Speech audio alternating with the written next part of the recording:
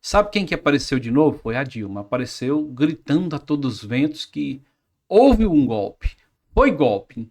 O impeachment foi golpe. Golpe, golpe, golpe. Então a Dilma apareceu novamente. E a gente fica indignado com o que aconteceu. Corruptos que foram soltos, que anulou um processo com provas robustas e confissões de dinheiro devolvido e pessoas soltas que voltaram para o governo e que hoje nós temos que indenizar essas pessoas. Eu e você, que é o contribuinte, que trabalha, que coloca esse Brasil para frente, ainda tem que pagar a indenização para esse povo. Então a Dilma apareceu. Né? Então isso é o retrato do Brasil. Então, nosso canal fala sobre isso, né? Nosso canal de direito conservador. Se você chegou agora, é mais ou menos nessa linha que a gente trabalha aqui. É nessa linha de pensamento. Mas eu sou de direito conservador, mas eu não passo a mão na cabeça de corrupto. De forma alguma. Cometeu corrupção, tem que ser preso, julgado e pagar pelo preço. Vamos para o nosso vídeo de hoje. Se inscreve no canal, curte e compartilhe. Vamos diretamente aqui falar da Dilma. Depois tem muito assunto. Muito assunto. Teve país aí que teve quebradeira aí que... Lembra do Nepal? Com aquela quebradeira toda ali que depois o primeiro-ministro ali... Foi aquela quebradeira toda? Tem mais país aí que adotou aquele sistema ali, foi para as ruas e detonou tudo. Então a geração Z está acordando e as mídias estão sendo aí cerceadas, eles querem parar a mídia para que você não veja isso. Vamos lá, a primeira matéria de hoje, do Conexão Política. Tá aí, ó, a Dilminha. Dilma volta a dizer que impeachment foi golpe. E aí, você acha que o impeachment foi golpe ou não, né? Eu lembro muito daquela é golpe, é golpe, é golpe. E aí, o que você me fala? O impeachment foi golpe ou não? Ou a Dilma deu aquelas pedaladas pesadas lá mesmo? Coloca nos comentários aí, interage comigo, por favor. Olha aí. Dilma volta a dizer que impeachment foi golpe. Ó, a ex-presidente Dilma Rousseff voltou a dizer nesta segunda-feira que o processo de impeachment que a afastou do cargo em 2016 representou um golpe profundamente injusto contra a democracia. Esse povo de esquerda só quer saber falar em democracia, mas na hora de meter a mão no nosso dinheiro, na hora de roubar, de fazer as pedaladas, de agir de uma forma totalmente irregular, não fala em democracia, fala em roubacia mesmo, né? Roubo alguma coisa aí.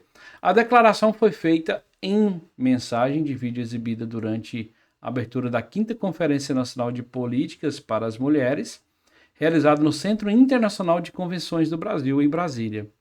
Dilma afirmou que, apesar do afastamento, considera que a resistência política valeu a pena e associou a volta de Luiz Inácio Lula da Silva ao Palácio do Planalto como retomada de um ciclo. Lembro que a abertura da 4ª conferência foi meu último compromisso oficial, antes do golpe profundamente injusto contra a nossa democracia. Mas a história mostrou que resistir vale a pena, disse. Resiste de uma forma terrível, né?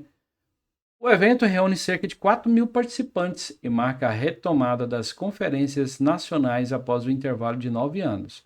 A última edição ocorreu em 2016, no contexto da destituição da petista pela Câmara e pelo Senado. Na mensagem, Dilma cumprimentou a ministra das Mulheres, Márcia Lopes, e disse que a realização da nova conferência marca o fim de um período de retrocessos e violência política. Gente, retrocesso e violência política. A esquerda tem massacrado a direita. A prova daquele assassinato do Kirk aí, aquilo ali mostrou a intolerância da esquerda partindo para cima das pessoas. A gente vê o que tem acontecido há muito tempo e eu não vejo pessoas de direita indo para cima, matando, tirando a vida das pessoas. Não, então essa esquerda, ela tem deteriorado a vida dos nossos jovens. Eu falo isso aqui todos os dias.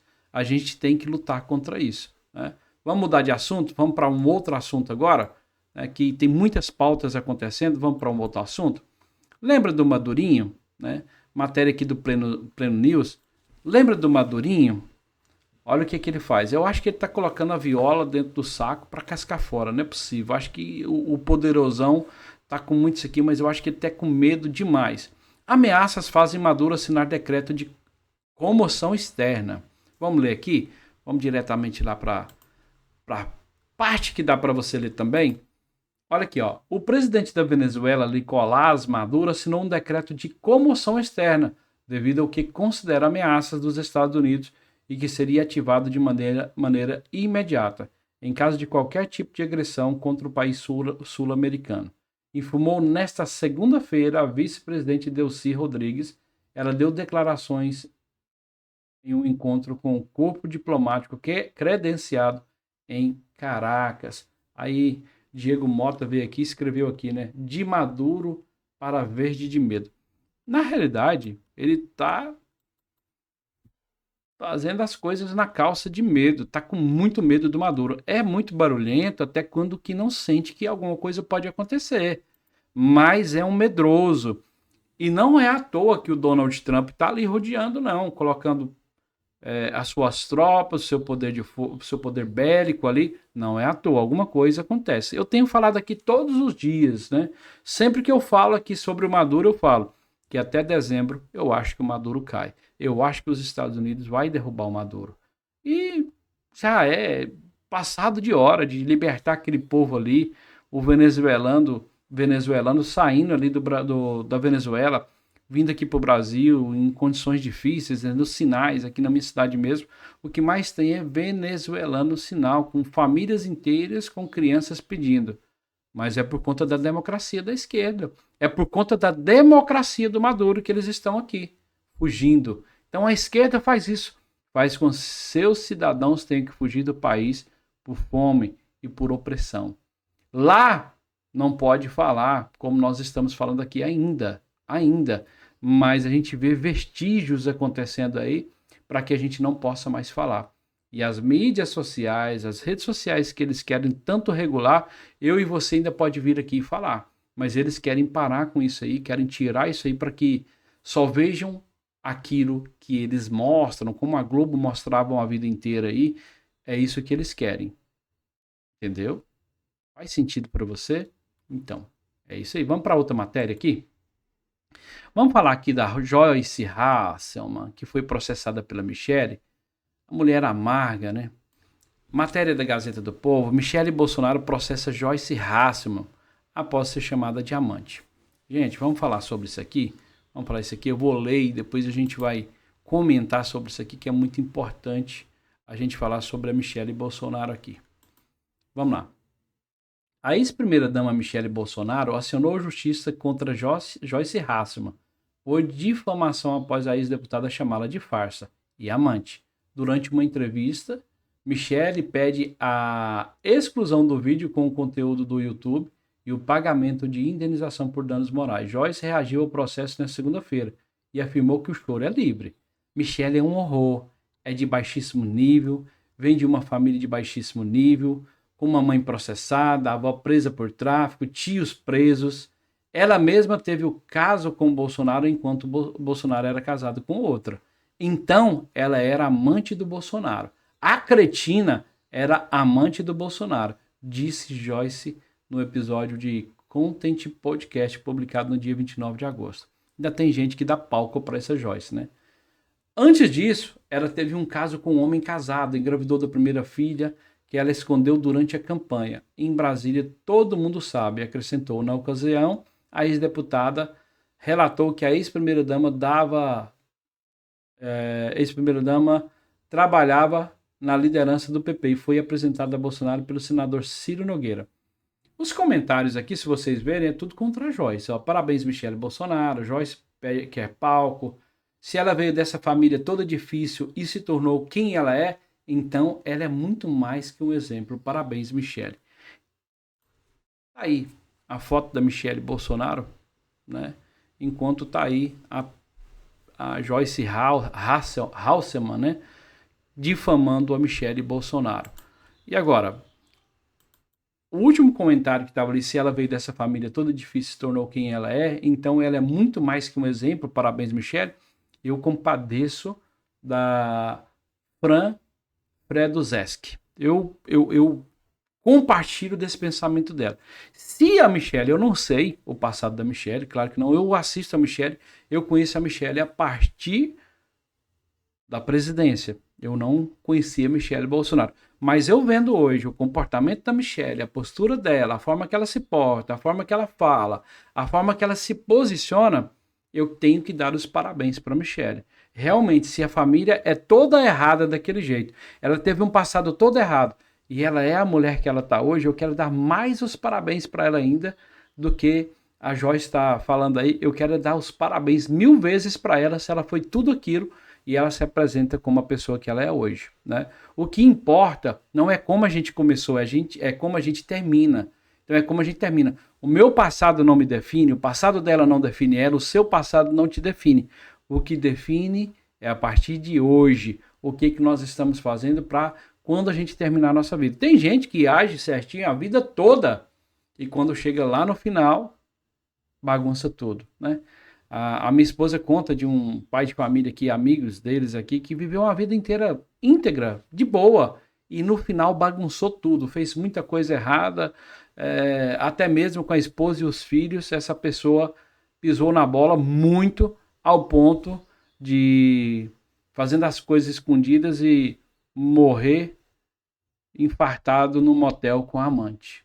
Então, para a família que tinha um pai de família muito íntegro, que pregava que era íntegro e tudo, no final se desviou dos seus caminhos e a história que ele fez durante a vida toda não adiantou. Ele morreu de uma forma que deixou a família toda desestruturada, ainda com raiva dele. Então, não importa a forma que você começa, importa muito a forma que você termina. Mais uma matéria aqui. E deixa eu perguntar, você concorda comigo que não importa a forma que você começa, o que importa é a forma que você termina? Então eu sou totalmente favorável aqui a Michelle. Eu sou totalmente, quero dar os parabéns para ela, porque se ela começou toda errada, a família toda errada, e ela é quem ela é hoje, parabéns. E vai uma vaia aí para a Hasselman, né? Joyce, que se queimou todinha. Eu não sei como ela começou, mas o jeito que ela tá terminando aí tá muito ruim. Uma pessoa amarga, uma pessoa que difama as pessoas. Então, se ela quer se levantar difamando as pessoas, ela não vai conseguir. Vamos para mais uma aqui, da Revista Oeste. Esse assunto aqui é um assunto que eu quero tratar com vocês aqui e falar sobre isso aqui, sobre o Eduardo Bolsonaro. PT solicita novo relator para processo de Eduardo Bolsonaro. Então o PT sempre está aqui com o Lindinho, né? O Lindbergh Farias. Esse apelido Lindinho aí, você sabe, né? Que estava envolvido naquelas coisas lá, né? E acabou voltando, teve uma liminar no calar da noite e acabou conseguindo reverter a inelegibilidade ali e voltou. E hoje é o líder do PT ali que persegue muita gente. Mas vamos lá.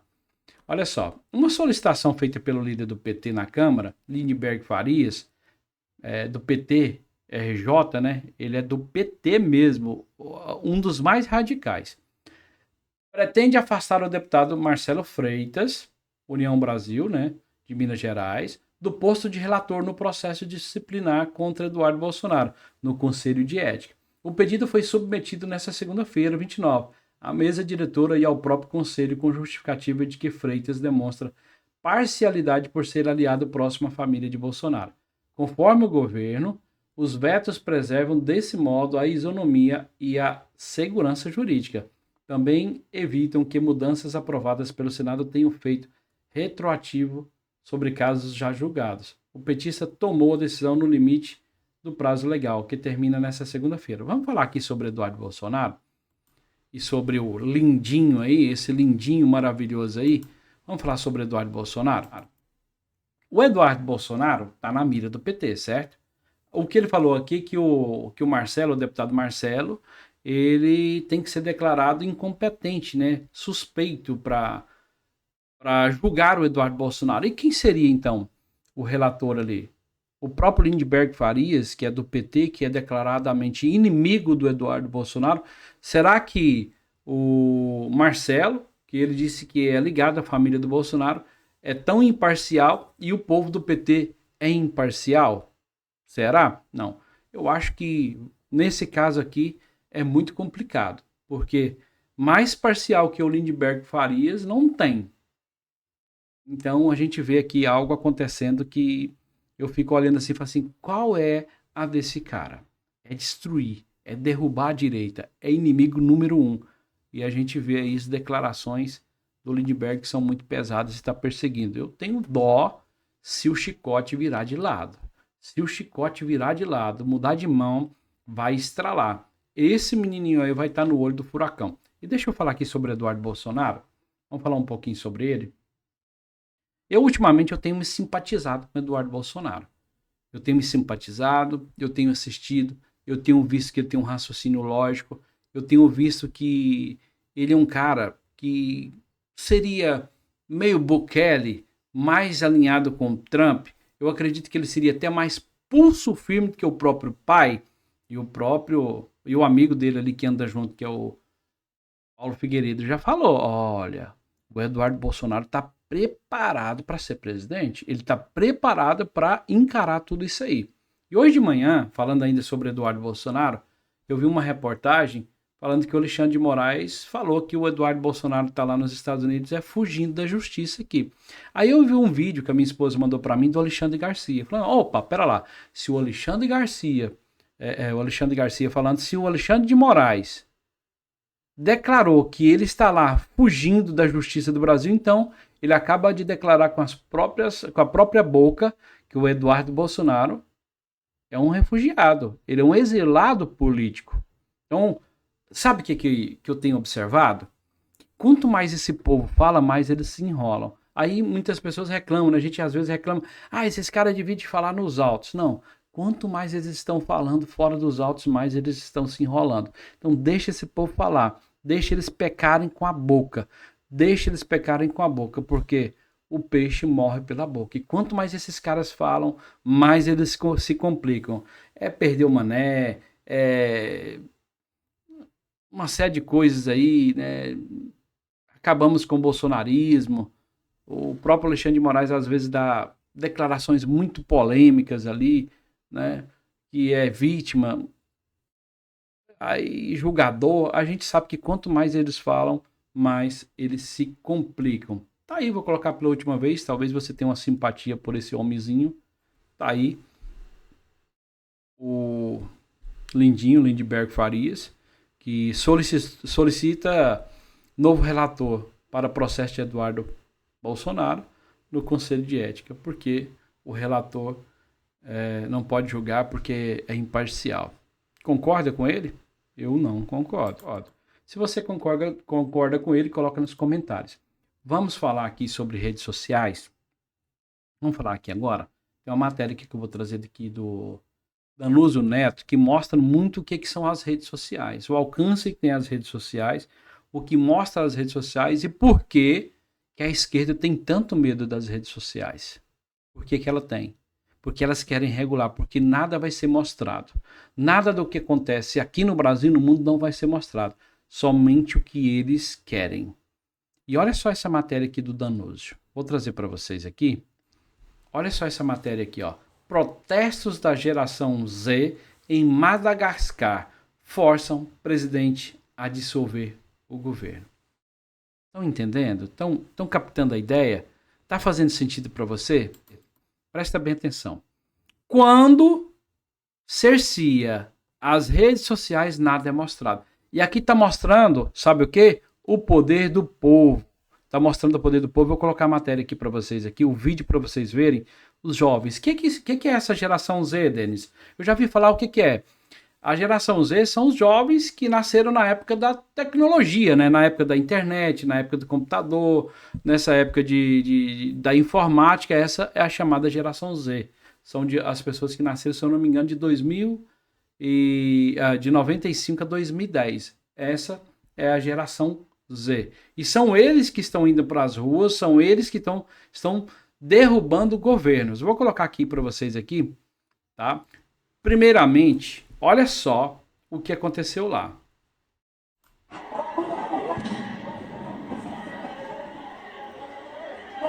Cara, eles conseguiram dissolver o governo. Foi no mesmo alinhamento lá do Nepal. Olha o que eles fizeram. Tomaram as ruas,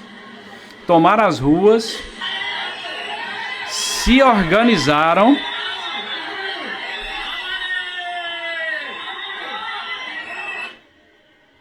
Olha aí, descendo organizados.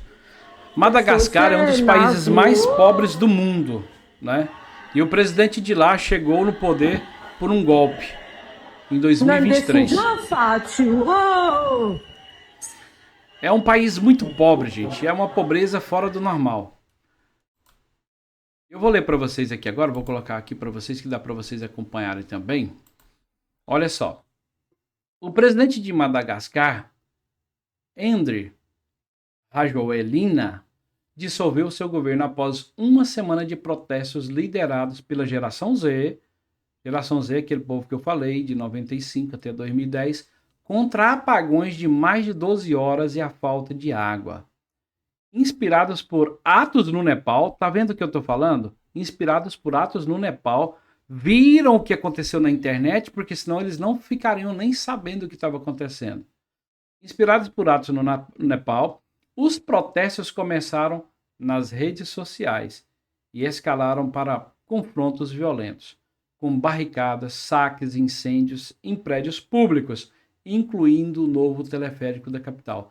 Casas de políticos e escritórios da estatal de energia também foram atacados. Madagascar é um dos países mais pobres do mundo e Rajoelina, reeleita em 2023, chegou ao poder pela primeira vez por meio de um golpe em 2029. 2029 não, 2009, porque 2029 aí eu tô no futuro, de volta pro futuro, né? Não é. Vamos falar aqui? Então as redes sociais têm um poder muito grande de atingir pessoas. Então, querem cessear o poder das redes sociais, querem parar o meu direito e o seu direito de falar. Então, tudo que colocarem ali, se é contra o governo, não vai passar, como é na China, como é ali na Coreia do Norte, como é no Irã.